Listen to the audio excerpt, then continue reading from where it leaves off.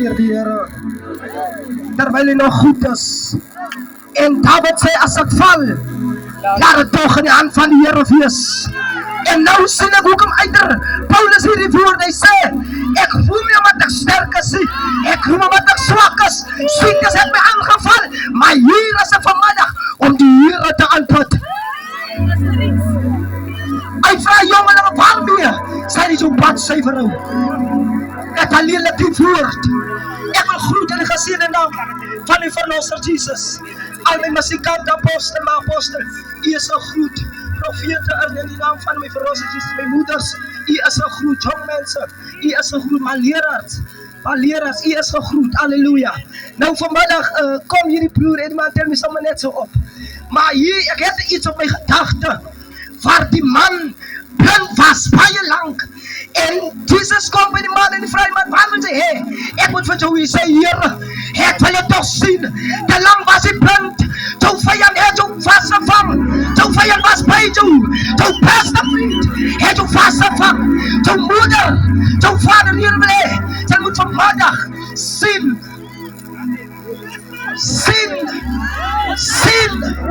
die pad is smalle nou, sien, daar is iemand sê, strui maar, kinders van die Here, strui maar, kinders, ek weet nie, sy geloof is, van die Here kan het pad, ek weet nie, sy geloof is, as daar 2-3 moeders is, as daar 2-3 vaders is, van die Here, ek prijs die naam, ek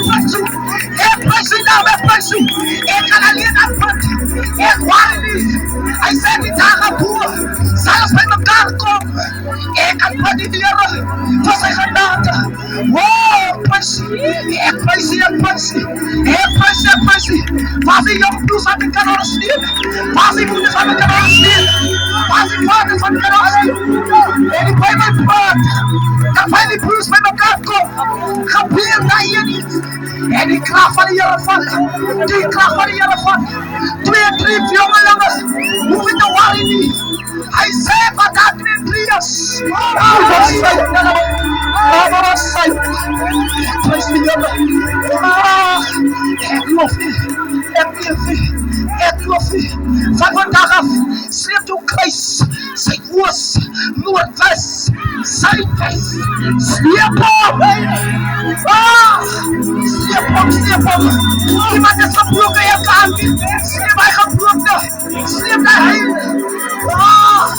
die Here sê, Petrus, kom, hy sê, kom en hy sien, kom en hy las, gooi jou net aan die ander kant, die Here wag met jou, my broer, my suster, die Here seën.